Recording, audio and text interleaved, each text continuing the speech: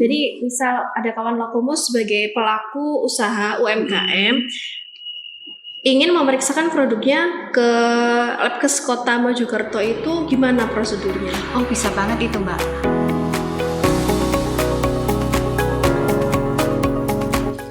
Assalamualaikum warahmatullahi wabarakatuh. Om Swastiastu, Namo Buddhaya, salam kebajikan. Halo semuanya, welcome back to podcast Lakomo Bicara. Episode kali ini adalah podcast kita yang ke-8. Wah, ternyata sudah sampai ke-8 kali tayang ya podcast Lakomo Bicara ini. Kita masih bakal seru-seruan bareng untuk membahas terkait trending topik seputar kesehatan dan serba-serbi Labkes Kota Mojokerto. Dari balik layar hingga ke hasil uji, semuanya akan kita kupas habis di sini. Oke, saya Fitrania Imelda yang jadi host kali ini dengan tema bukan sekadar enak, makanan dan minuman dari kacamata laboratorium. Jadi di episode kali ini kita akan membahas makanan dan minuman yang aman dikonsumsi. Sebelum itu yuk kita kenalan sama narasumber kita hari ini, Ibu Triana Dewi Hapsari. Selamat siang Bu Triana. Selamat siang. Halo Sobat Lakomo. Ya, biar lebih akrab bisa saya panggil dengan Mbak Triana aja ya. Mbak Triana aja. Oke, Mbak Triana bisa memperkenalkan diri dulu ke kawan-kawan Lakomo Bicara. Oke. Saya Triana Dewi Hapsari. Saya di sini selaku penyelia dari laboratorium mikrobiologi sekaligus analis mikrobiologi dan juga analis kimia makanan minuman. Oke. Untuk riwayat pendidikan ya Mbak ya? Ya boleh diceritakan Mbak, lulusan dari mana gitu. Jadi ceritanya gini, agak panjang sih. Jadi dulu saya di Pemkot Mojokerto itu masuk awal itu jadi PNS itu sebagai asisten apoteker. Kalau dulu namanya asisten apoteker. Karena background saya analis farmasi dan makanan. Jadi waktu itu laboratorium Labkesda ini masih itu Mbak, masih pengembangan di manminnya ya, di makanan minumannya. Akhirnya saya dibidik sama kepala laboratorium yang dulu. Ini kok ada nih lulusan dari Farmakmin, dari farmasi dan makanan minuman, bisa untuk backing di pemeriksaan makanan dan minuman gitu ceritanya. Jadi saya sendiri riwayat pendidikannya dari D3 Analis Farmasi dan Makanan di Semarang. Oke. Boleh diceritakan Mbak Triana tentang tupoksinya di Labkes Kota Mojokerto ini, kegiatannya sehari-hari apa aja nih Mbak Triana? Banyak. Tupoksi saya yang utama ini sebagai penyelia sekaligus analis di mikro. Kebetulan analis di mikro ini saya pegang sebagai analis mikrobiologi makanan minuman, mikrobiologi air limbah, dan mikrobiologi air sungai. Ya, kalau banyak ya Mbak Triana ini. Ya, terus untuk penyelia saya membantu verifikasi dari manajer teknik. Dari penyelia dibantu manajer teknik untuk verifikasi hasil mikrobiologi, dan untuk kimianya saya sebagai analis kimia manmin untuk parameter pewarna, pengawet dan pewarna sama pengawet aja sih. Oke. Nah, berkaitan dengan tema episode kali ini tentang makanan dan minuman dari kacamata laboratorium, bukan hanya sekedar enak, tapi harus aman juga untuk dikonsumsi. Mungkin bisa dijelaskan Mbak, gimana makanan dan minuman yang aman dikonsumsi itu? Aman dikonsumsi kalau dari segi laboratorium ya Mbak ya, kacamata laboratorium ya. Ya higienis, aman, higienis, dan bebas dari kontaminasi sih menurut saya. Oke. Untuk pemeriksaannya pihak-pihak mana aja Mbak yang sering memeriksakan pemeriksaan ini? Masyarakat umum bisa, banyak juga, tapi ya nggak seberapa sih Mbak. Tapi yang paling banyak di sini adalah pemeriksaan dari pelanggan kita, rumah sakit, restoran atau catering gitu. Yang paling banyak sih rumah sakit sih. Tapi ada juga rumah makan atau restoran atau catering makanan gitu ya. Itu mereka biasanya memeriksakan ke kita. Oke. Terus nih Mbak, misal kawan Lakomo ini pingin memeriksakan produknya. Jadi misal ada kawan Lakomo sebagai pelaku usaha UMKM ingin memeriksakan produknya ke Labkes Kota Mojokerto, itu gimana prosedurnya? Oh, bisa banget itu, Mbak. Jadi pemeriksaannya itu alurnya ya. Iya, Dulu. Saya alurnya. ceritakan Jadi alurnya dulu. langsung datang ke Labkes, Iya, membawa bahan-bahan yang ingin gini. itu. Jadi kalau pelaku usaha ini, Mbak, kalau masyarakat umum biasanya dia datang langsung ke Labkes. Masyarakat umum yang kayaknya kayaknya kok itu ya curiga nih, ini makanan ini aman apa enggak gitu. Akhirnya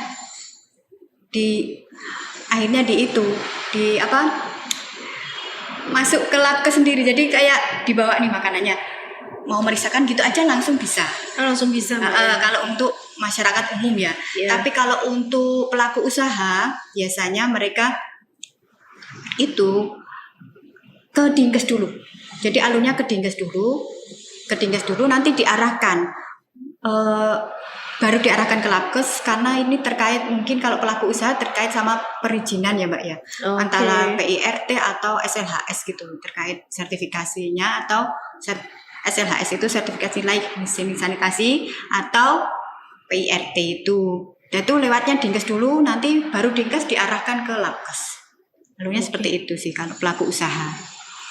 Untuk pemeriksaan kimia dan mikrobiologi ini kan berbeda ya Mbak. Bisa dijelaskan Mbak mungkin pemeriksaan kimianya itu meliputi apa aja? Jadi untuk makanan dan minuman ini. Ini kimia dulu atau gabung nih? Kimia dulu. Oh, kimia dulu. Untuk pemeriksaannya ya, pemeriksaan kimianya ya. Tadi saya bilang kan ada parameter kimia sama parameter biologi ya. Ini untuk parameter kimia dulu. Parameter kimia itu ada pewarna, pengawet, sama pemanis. Nah, untuk alur-alurnya sendiri tuh macam-macam Mbak. Jadi tergantung dari yang diperiksa parameternya tuh apa dulu. Maksudnya parameter itu dia masuk pewarna atau pemanis atau pengawet gitu ya. Itu nanti preparasinya masing-masing berbeda tergantung metode yang digunakan. Jadi kalau pewarna itu contohnya apa aja Mbak? Pemeriksaannya itu. Jadi sesuai di Permenkes ya, Permenkes nomor 2 tahun 2023. Jadi pewarna itu yang dilarang di Indonesia itu metanilio sama rodamin B. Nah, di situ kita di Labkes nih bisa dua-duanya ya. Jadi nanti metodenya pakai kromatografi kertas. Kalau untuk pengawet itu ada formalin, borak, formalin sama benzoat. Itu nanti metodenya masing-masing. Kalau boraks itu pakai kurkumin tes sama uji nyala. Kalau formalin pakai kolorimetri, pakai tes kit juga. Terus kalau untuk pemanis ya. Pengawet tadi ada formalin sama borak sama benzoat. Kalau untuk benzoat tadi ada metodenya sendiri, titrimetri. Terus kalau untuk pewanis, siklamat tadi juga metode kuantitatifnya titrimetri, tapi ada kualitatifnya, nanti dilakukan kualitatif dulu baru kuantitatif ya. Jadi kualitatif untuk memastikan ada atau tidaknya sakarin siklamat deru, nanti baru dilakukan kuantitatif. Jadi ada dua ujinya. Kalau untuk tadi pemanis, pewarna sudah ya, pengawet sudah, pemanis ya itu ya. Pemanis sudah. Oke. Ya. Jadi ada, kalau di kimia itu untuk pemeriksaan makanan dan minuman ada 3 Mbak ya. Pewarna, pengawet sama pemanis. Ya. Kita ganti ke topik ke pemeriksaan makanan dan minuman untuk uji mikrobiologi ya Mbak. Kalau ganti topik mikro nih. Ganti topik ke mikro nih. Ya. Kalau di mikro ini parameternya yang diperiksa apa aja Mbak? Parameter di mikro ini, jadi ada menurut Permenkes nomor 2 tahun 2023 itu kan yang diperiksa hanya E. coli. Jadi E. coli kuantitatifnya, artinya E. coli di Permenkes itu baku mutunya kurang dari 1,1 CFU per gram. Jadi kita cuman ceritanya kita cuman nyari E. coli-nya itu nggak boleh kurang dari 1,1 gitu. Ceritanya gitu jadi, ya. Batas baku mutunya tuh seperti itu. Kuantitatif Mbak ya? Iya, secara pemeriksaannya kuantitatif. gitu ya. Itu yang di Permenkes nomor 2 yang dibesarkan di Permenkes nomor 2 tahun 2023. Akhirnya itu parameter wajib ya. Parameter wajibnya seperti itu. Di Labkes juga akhirnya melaksanakan seperti itu, E. coli aja ya. Kurang dari 1,1 itu tadi. Tapi ada parameter khusus identifikasi bakteri, ada parameter khusus yang dituangkan di Permenkes nomor 2 tahun 2023 ini. Ada Salmonella, Staphy, Listeria, sama apa ya satunya lupa. Oh gitu. Itu ada 4 bakteri itu kita juga bisa melakukannya. Atau kalau request dari konsumen itu sendiri minta bakteri ini sih, ini bakteri ini Mbak, bakteri ini Pak, itu bisa nggak? Itu kita koordinasi dulu sama di ketersediaan reagen kita, atau kita bisa nggak melakukan bakteri itu. Jadi kayak ada ini koordinasi dulu Mbak, jadi nggak langsung kita terima, oh bisa Pak. Nah jadi nanti kalau memang Labkes nggak bisa ya kita bilang nggak bisa, kalau bisa ya kita bilang kita terima gitu, bisa. Jadi menyesuaikan standarnya di Labkes gitu ya Mbak ya yang ada. Kalau mereka nggak minta, kita menyesuaikan standarnya di Labkes kan pakai Permenkes. Tapi kalau mereka ada request khusus, kita juga koordinasi dulu dengan laboratorium mikro, dengan manajer tekniknya dulu, kita koordinasi apakah kita bisa melakukan atau tidak gitu, Mbak. Jadi by request juga bisa. Pokoknya kalau Labkes bisa, oke gitu aja. Oke, ya. Terus prosedur analisanya mikromagmin ini gimana sih Mbak dari mulai sampel diterima sampai ke tahapan pengujian? Sampel diterima sampai tahap pengujian. Jadi sampel diterima ini jadi kita sampling ya. Jadi samplingnya itu kebanyakan kan kita gimana? sampling ya gini ya. Kebanyakan memang rumah sakit yang minta ke kita untuk sampling ke sana. Jadi di mikrobiologi itu kan semuanya tuh harus steril ya Mbak ya, harus bebas dari kontaminasi, harus steril, benar-benar steril. Jadi alat yang kita bawa tuh juga harus steril, pengambilannya juga harus aseptis. Pokoknya dijaga sampai di lab itu benar-benar kondisi dari sampel mikro itu benar-benar steril, dijaga betul sama kita. Baik suhunya pun kita juga menjaga kurang dari 6 derajat Celcius itu untuk suhu penyimpanan sampel mikro, termasuk makanan minuman itu. Tujuannya apa? Biar tidak bertambah kontaminasinya. Akhirnya sampai di lab ini, masuk nih lab ya, habis dari sampling itu ada proses pelabelan. Proses pelabelan itu kalau kita sudah tahu sih kalau ada sampel mikro, nggak lama pelabelannya kan langsung ditaruh di lab mikro. Di lab mikro bagian analisnya sudah ada, biasanya di bagian pelayanan itu sudah calling dulu ya. Koordinasi dulu dengan Mbak ini analisnya. ya, ada koordinasi dulu. Mbak ini mau ada sampel mikro sekian, Mbak, atau ada sampling mikromanminya sekian. Jadi sudah prepare Mbak. Di situ kita sudah prepare. Jadi tidak terlalu lama nunggu. Akhirnya sampel ini bisa langsung diuji. Tujuannya yaitu mencegah bertambahnya kontaminasi. Ya, Mas. Jadi kita usahakan konsumen itu benar-benar kita jamin mutunya analisa kita biar konsumen itu puas gitu loh.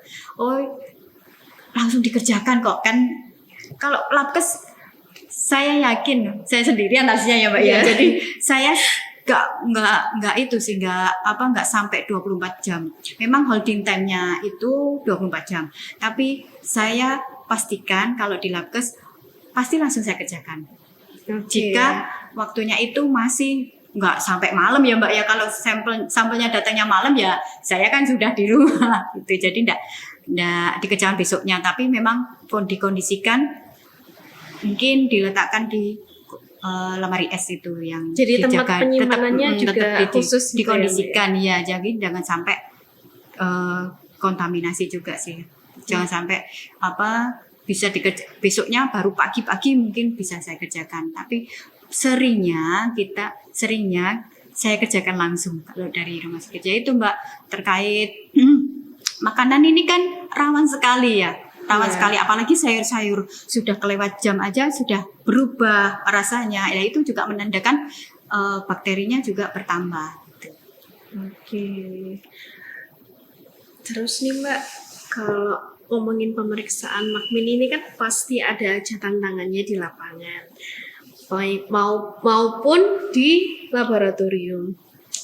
Dari sekian banyak pemeriksaan ini yang pernah Mbak Triana lakukan, ada pengalaman menarik apa ini Mbak? Pengalaman menarik ya, kimia ada, mikro juga ada Mbak. Jadi kalau kimia ya, pernah sih dulu kimia itu kan menariknya gini, banyak sih yang meriksa dulu tuh dari pihak kepolisian. Ya, maaf ya, saya juga pengalaman ini ya Mbak ya, dari pihak kepolisian yang memang sampelnya itu benar-benar dicurigai mengandung formalin misalnya atau boraks gitu. Sering dulu bukan sering sih, cuman tapi ini yang paling diingat-ingat gitu ya, paling pengalaman rekod ya, bekas ya, membekas gitu ya. Itu sampel-sampel yang dari kepolisian ya, yang mengandung jalur-jalur hukum gitu ya Mbak ya. Jadi kimia dulu pernah kalau sampel mie basah kalau nggak salah waktu itu Mbak, itu benar-benar diduga mengandung formalin dan si orangnya tuh sudah di TO Mbak, katanya si polisinya tadi ya, saya juga nggak paham juga. Jadi ini sampel benar-benar Mbak ini situ, jadi benar-benar dikerjakan, minta cepat, ditungguin. Nah itu kayak waduh, ditungguin polisi lagi ya. Terus akhirnya saya juga nggak harus benar-benar, kita ngerjakan juga harus benar-benar konsen dan fokus ya. Akhirnya kalau kayak gitu kan rasanya gimana gitu ya, awal-awal sih, waktu awal-awal saya jadi analis terus ada kasus seperti itu kan baru awal-awal, lainnya ya akhirnya udah saya telepon bagian admin, nanti bisa dikondisikan pakai Baipun aja Pak hasilnya Pak. Terus akhirnya beliaunya mau, akhirnya pulang dengan menunggu hasil Baipun kita. Itu pun saya kerjakan saat itu juga, dan kan karena situ ya, karena tadi ada warning juga udah TO gitu, akhirnya udah di TO, akhirnya waktu itu hasilnya lupa sih, kayaknya positif sih Mbak, positif juga, positif formalinnya. Terus ada juga nih pengalaman boraks gitu,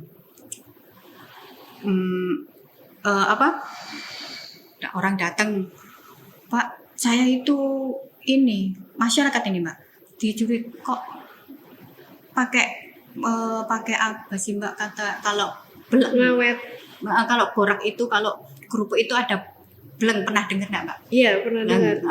Bleng itu kayak obat pulih atau bleng gitu ya, kata-katanya seperti itu. Tuh ini kok ini tuh produk saya itu nggak mengandung borak, tapi kok dicurigai.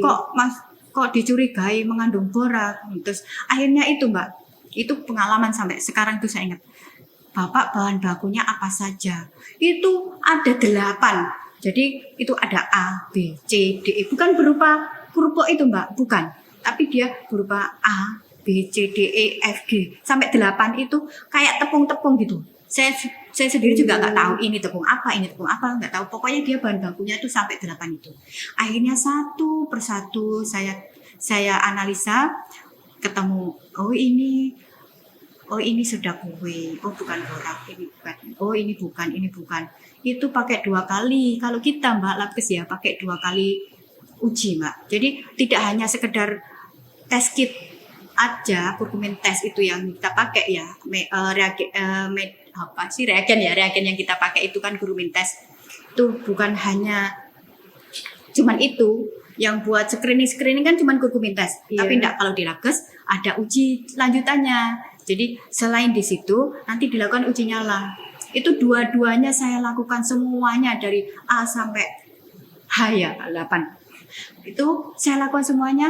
Akhirnya ketemu satu yang positif. Jadi bahan-bahan itu ternyata satu yang mengandung boraks, itu ada satu yang positif. Tapi ya preparasinya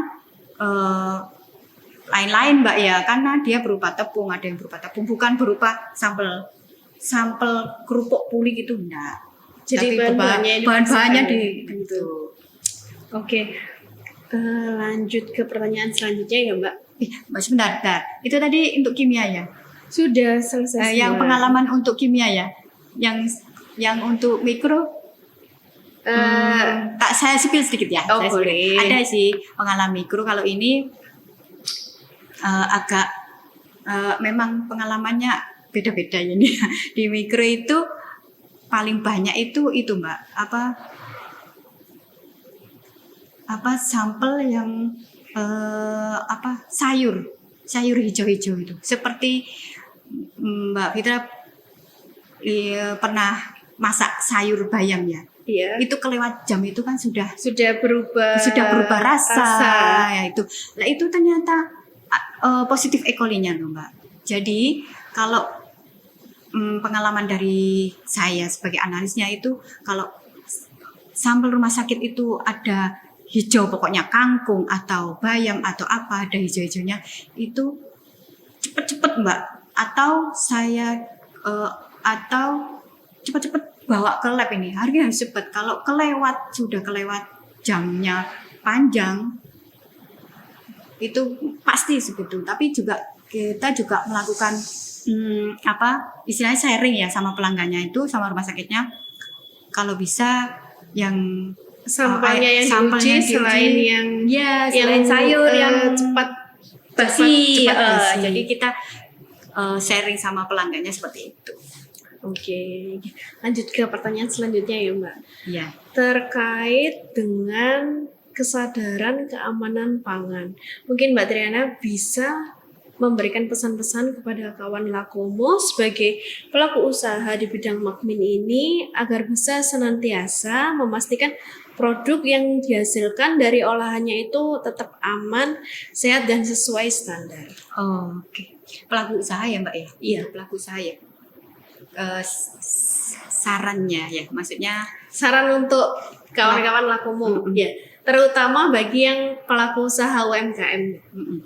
Untuk pelaku usaha itu emang ranah kita kan Labkes itu hanya untuk pengujian ya Mbak ya. Jadi kalau pelaku usaha pasti, dan Dinkes pun juga sudah sosialisasi untuk bagaimana sih izin-izinnya untuk mendapatkan SLHS atau izin nomor PIRT ya. Itu untuk pelaku usaha. Jadi di situ Dinkes pasti sudah mengarahkan untuk dilakukan pengujian makanannya atau produknya ya. Jadi nanti ada diarahkan ke Labkes, baru nanti kita di sini koordinasi dengan baik sanitariannya atau koordinasi dengan Dinkesnya nanti untuk diuji apa saja gitu. Jadi kalau menurut saya harus penting sekali untuk pengujian makanan minuman ini karena terkait persyaratan SLHS atau PIRT itu tadi Mbak. Oke. Kalau untuk pengujian halal atau tidak ini bisa nggak sih Mbak di Labkes Kota Mojokerto? Belum bisa Mbak, karena itu ada lab khusus ya Mbak ya, yang memang regulasinya untuk ke halal atau tidak itu ada lab khusus ya. Mungkin kedepannya bisa nih ya, kita mengarah ke sana nanti kedepannya mungkin bisa. Tapi kayak sekarang belum bisa. Oke. Terakhir nih Mbak, apakah ada rencana pengembangan layanan atau teknologi terbaru yang akan diterapkan di Labkes Kota Mojokerto dalam waktu dekat? Kalau sekarang belum ada pengembangan, tapi yang terpenting di sini kita masih update terus Mbak, metode, alat, dan metodenya, alatnya masih diupdate terus, kita update terus. Intinya kita carilah regulasi atau apa ya Mbak ya namanya standar pengujian yang kira-kira apa namanya Mbak bisa kita yang terbaru yang terbaru ya terbaru pasti, tapi yang bisa kita compare sama pemeriksaan di lab ya. Jadi kayak kita mengajukan alat. Jadi metode metodenya kita update metode. Oh, kalau dilihat nih misalnya ini ada pakai alat ini yang baru. Nanti kita bisa compare sama kita punya reagen ini. Jadi nanti kita bisa pengajuan alat itu. Sementara masih itu dulu karena memang sih masih banyak yang masih banyak yang perlu kita kembangkan kalau di makanan minuman. Karena banyak sekali Mbak yang makanan minuman, apalagi di mikro itu pengembangannya banyak sekali ya. Oke, terima kasih Mbak Triana sudah meluangkan waktunya untuk berbincang-bincang, sharing seputar wawasan makanan dan minuman. Mari kita sebagai konsumen untuk senantiasa memperhatikan makanan dan minuman yang kita konsumsi, dan untuk kawan Lakomo sebagai pelaku usaha UMKM, yuk jangan ragu untuk memeriksakan produknya ke Labkes Kota Mojokerto karena kami sudah terakreditasikan sebagai laboratorium penguji yang terpercaya. Terima kasih telah mendengarkan episode Lakomo Bicara kali ini. Semoga informasi yang kami bagikan bisa bermanfaat untuk kawan Lakomo semua. Nantikan podcast selanjutnya. Untuk kritik, saran, dan komentar bisa langsung klik di bawah ini ya. Jangan lupa subscribe dan like-nya. Sampai jumpa dan salam sehat. Assalamualaikum warahmatullahi wabarakatuh.